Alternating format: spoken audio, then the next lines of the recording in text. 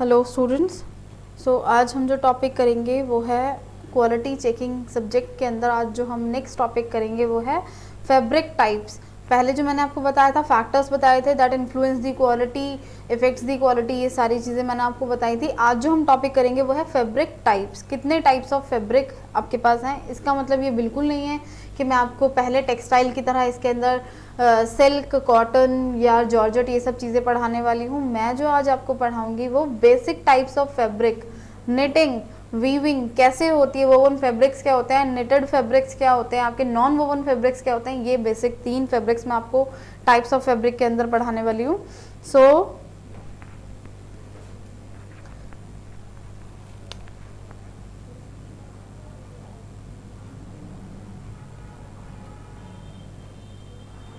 three basic types of fabrics are woven,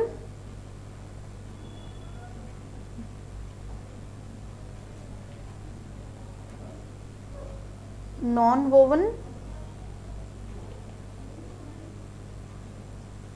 and knitted. So these are the basic types of fabrics. So मैं अब आपको इसका pattern पढ़ा देती हूँ।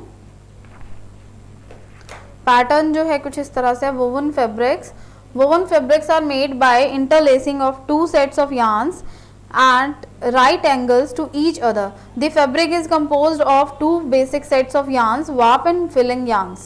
Warp and weft से basically आप कहेंगे the specific manner in which these 2 sets of yarns are interlaced determines the weave.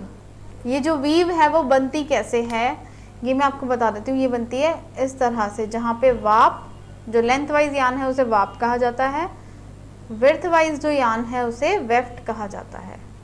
सो वाप एंड वेफ्ट से ये वीव जो है वो बनती है।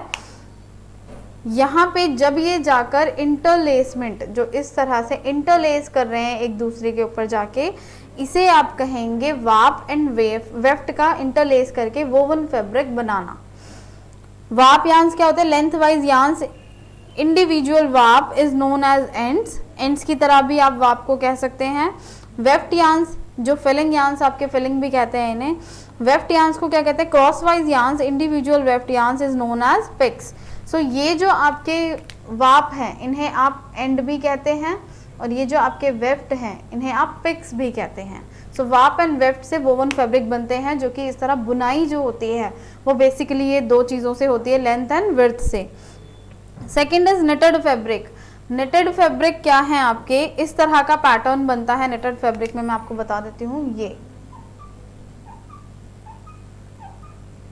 ये है आपका निटेड फैब्रिक का pattern.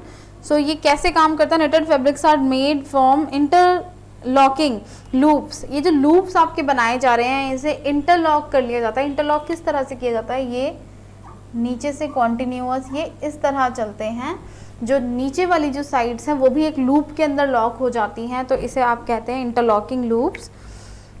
Formed from a single yarn और many knitted fabrics have gain popularity in the recent post due to number of reasons. ये जो आपके निटेड फैब्रिक्स हैं वो एक यार्न से बनाए जाते हैं, इस तरह स्पाइरल एंड देन कॉन्टिन्यूअसली इस तरह से फैब्रिक को बना देते हैं।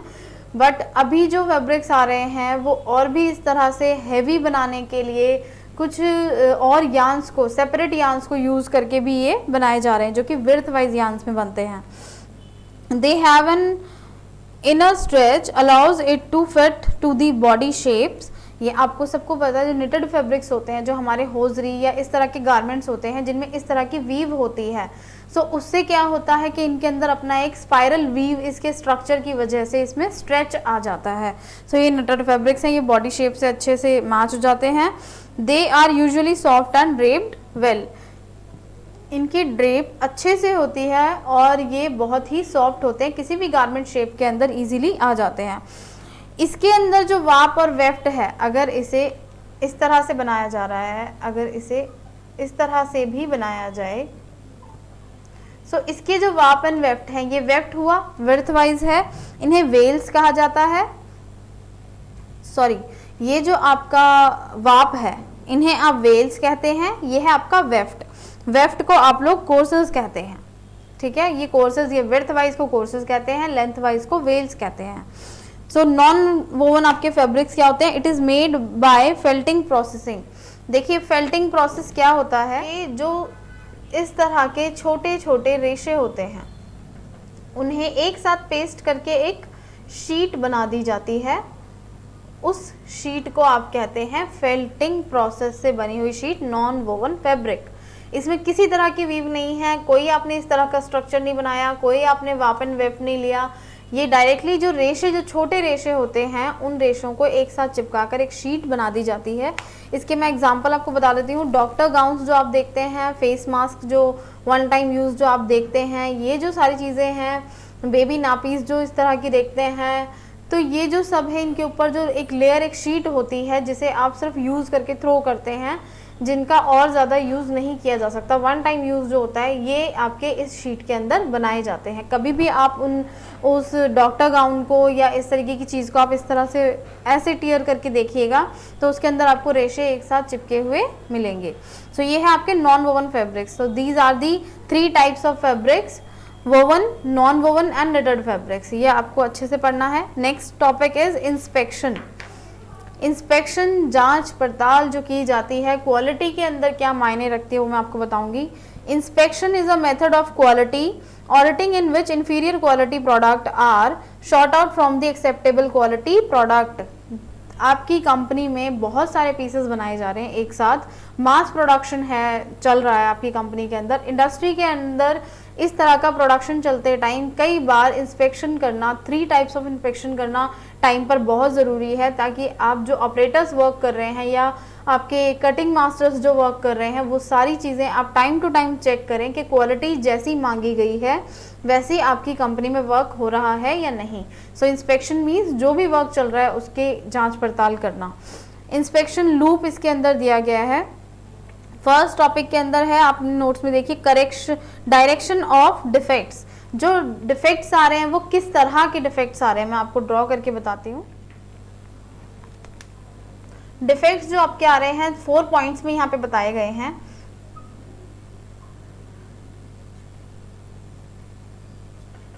डायरेक्शन ऑफ डिफेक्ट्स, किस तरह के डिफेक्ट्स आ रहे हैं, देन सर्कल आगे बढ़ता है आपका। फीडबैक, सेकंड, ये फर्स्ट आपने पॉइंट लिखना है। Second point is feedback of these defects. Feedback, आप अगर जाकर इन चीज़ों के बारे में पूछेंगे कि ये डिफेक्ट क्यों आ रहे हैं,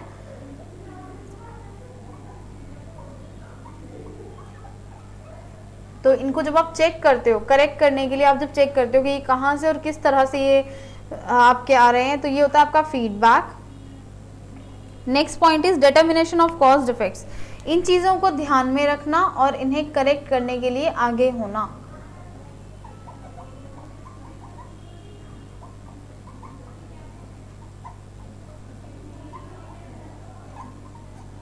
determination of these defects. So आपका क्या होगा, और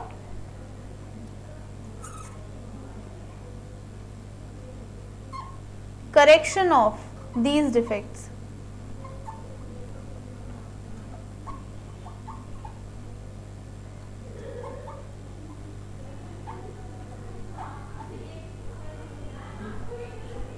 तो ये सर्कल हो जाता है अब आपका खत्म। तो ये थर्ड पॉइंट और ये है आपका फोर्थ पॉइंट। सो ये 4 पॉइंट्स हैं जिसके अंदर आप क्वालिटी चेकिंग के लिए इंस्पेक्शन लूप को देखते हैं।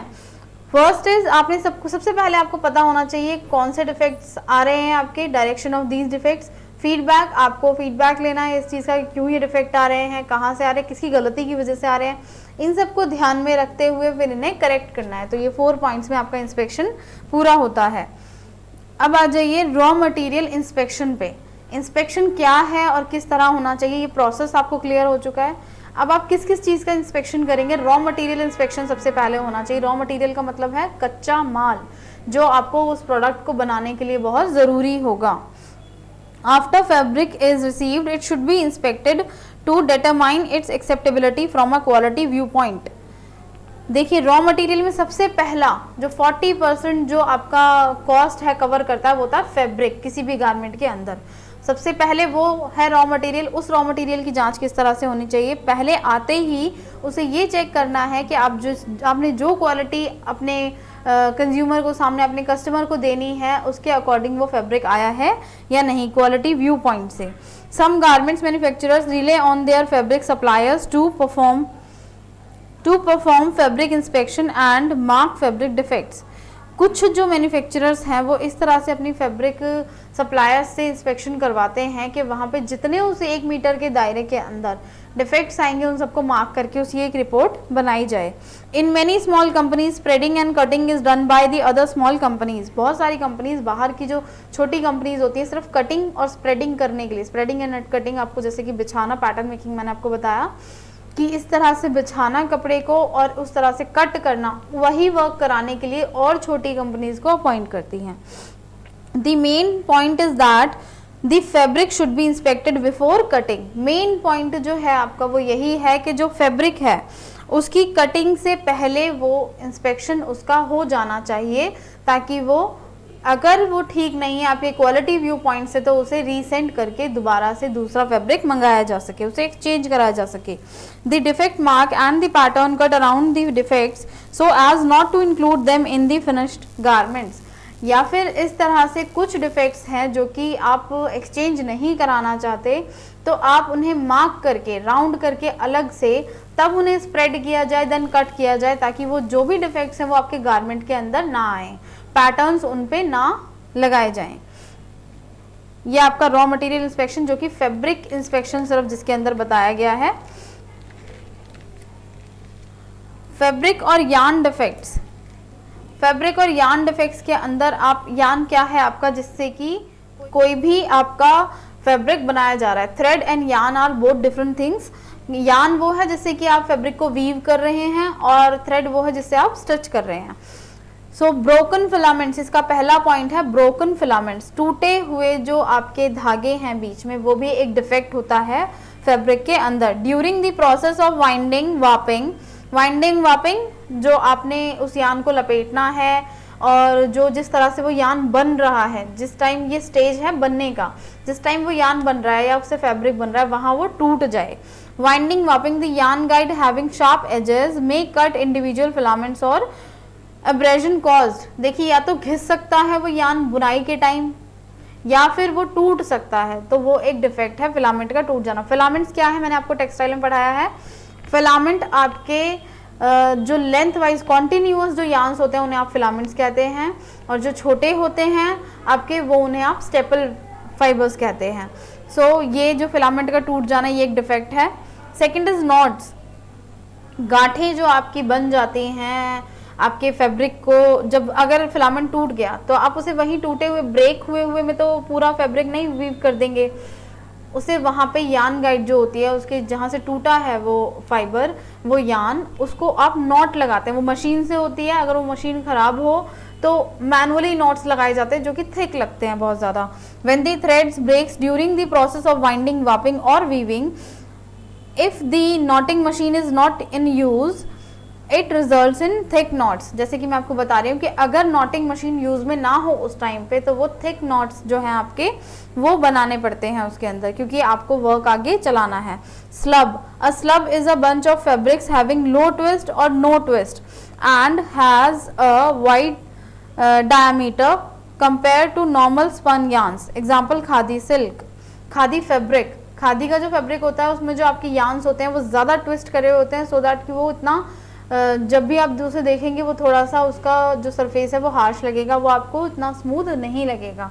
सो स्लब क्या होता है, या तो लो ट्विस्ट हो, बहुत ही कम ट्विस्ट हो, ढीले ढीले यार्न्स हो, उससे बुनाई की जाए, और या तो फिर बहुत ही ज़्यादा अच्छे से वो टर्न हुए हों, जिस यार्न से वो फैब्रिक बनेगा तो वो ज़्यादा हार्श बनेगा, सॉफ्ट नहीं होगा। Fourth point is broken pattern. A broken pattern is the non-continuity of a weave design or pattern. Broken pattern का मतलब ये बिल्कुल नहीं है कि आपने जो पैटर्न बनाया था वो कहीं से फट जाए या उसे कुछ स्पेस दे के लगा दिया गया है, इसके लिए ये बिल्कुल नहीं है। एक फैब्रिक बनने के लिए जो एक पैटर्न फॉलो किया जा रहा है शुरू से, या तो उसके अंदर कोई प्रिंट या कोई और वीव दिखाई जा रही है, एक पैटर्न जैसे कि 1 अप 2 डाउन का कोई एक पैटर्न फॉलो किया जा रहा है, उस पैटर्न को फॉलो करते करते सडनली कोई और पैटर्न उसके बीच में आए और दोबारा से आप लोग उसे स्टार्ट कर दें, तो वो होता है आपके पैटर्न का बिगड़ना। Float, a float is the improper interlacement of warp and weft threads in the fabric over a certain area. किसी एक एरिया के अंदर वार्प या वेफ्ट का गलत तरीके से इंटरलेस होना, जैसे एक फैब्रिक के ऊपर 3 यार्न्स एक साथ जाने हैं तो वहां 2 जाएं, 1 जाएं, वो जो चीजें हैं वो है आपका float. Next is hole, cut and tear, कटा फटा कहीं से अगर फैब्रिक होगा तो वो भी एक डिफेक्ट है। ये तो जाहिर से एक डिफेक्ट है, एस्थेटिक्स में ही आपको उसके पता चल जाएगा। Distortion, distortion when there is displacement of warp and weft threads from there normal position, low weave construction of fabric. जब भी आपका एक वीव जो फॉलो की जा रही है वो अगर कहीं किसी पैटर्न पे जाकर बिगड़ जाए उसे आप डिस्टॉर्शन कहेंगे। Missing ends, the fabric is characterized by a gap. Missing ends का मतलब है एंड्स आपके जो या वार्प एंड वेफ्ट हैं, जो वो आपके एंड्स मिसिंग होंगे, कहीं से वो स्पेस खाली रहेगा, या फिर साथ में एक साथ, जैसे ये वार्प के आपके 2 इस तरह से पैटर्न चल रहा है, इस तरह से,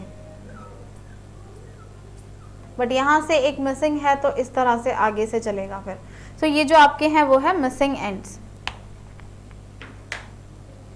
The fabric is characterized by a gap parallel to the warp. The number of ends may be 1 or more.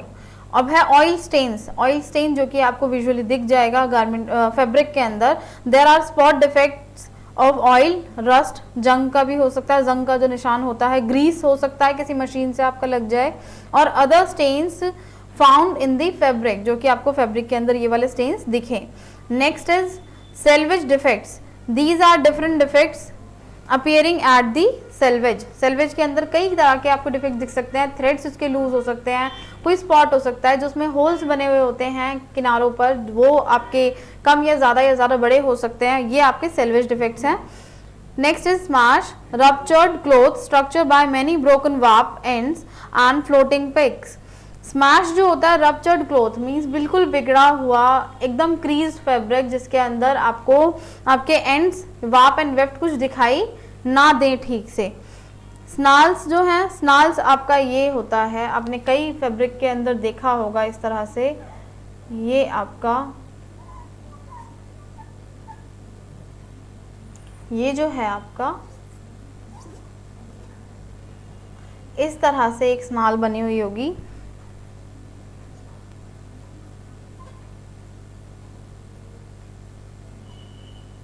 Proper way ये है आपका बनाने का कि आप उसे इस तरह से बनाएं, मतलब कोई 2 जो आपके फिलामेंट्स हैं वो उस तरह से दोनों साइड से उठकर इस तरह एक थ्रेड को ऊपर एंड जो डबल जो है वो कर लेते हैं, तो ये आपकी स्नाल्स हैं फैब्रिक के ऊपर आपको देखने को मिलेगा। A short length of yarn mainly the weft which has doubled back on itself results in snarls. Snarls इन्हें कहा जाता है कि जो 2 फिलामेंट्स आकर एक ही फिलामेंट की एक सेंटर जो है उठकर इस साइड से एक लूज होकर ऊपर उठकर स्नाल में एक कन्वर्ट हो जाए, डबल बैक कर ले खुद पे भी, तो वो आपके स्नाल्स होते हैं।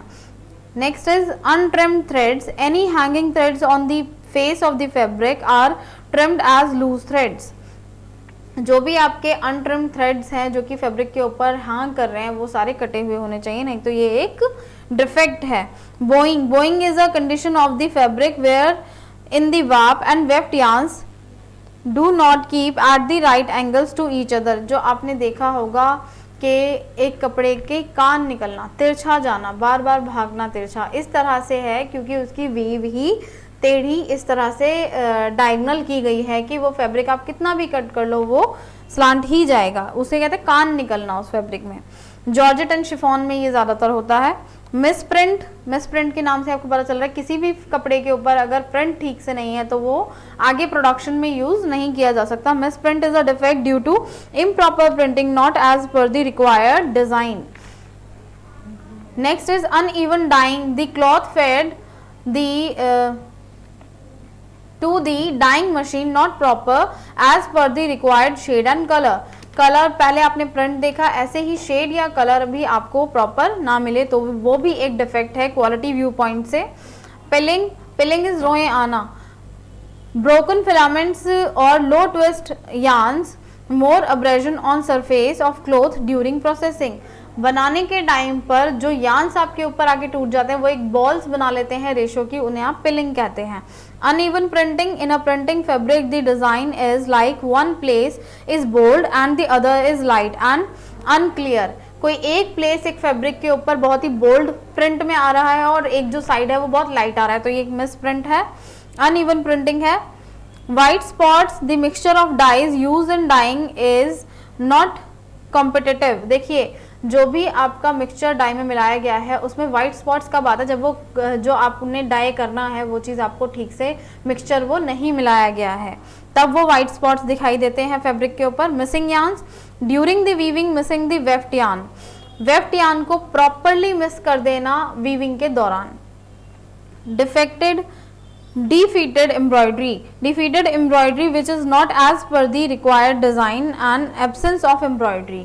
एक आपने एक इस तरह से डिज़ाइन किया गया है, एक एम्ब्रॉयडरी को इस तरह से डिज़ाइन किया गया है और इस एम्ब्रॉयडरी के अंदर एक साइड यहाँ पे थ्रेड्स नहीं हैं, जो कलर जो आपने मांगा है वो थ्रेड यहाँ पे नहीं मिले आपको, और एक साइड पूरा प्रॉपर अच्छे से एम्ब्रॉयडरी हुआ है, तो ये आपका है डिफीटेड एम्ब्रॉयडरी। सो ये जो पॉइंट्स है बहुत ही इंपॉर्टेंट है। आपको सिर्फ अभी मैंने सिर्फ रॉ मटेरियल के अंदर फैब्रिक और यार्न डिफेक्ट्स ही पढ़ाए हैं कि एक फैब्रिक के अंदर कटिंग से पहले क्या क्या डिफेक्ट्स देखने चाहिए कि वो उनके अंदर हैं या नहीं, उन्हें क्वालिटी व्यू पॉइंट से किस तरह देखना चाहिए।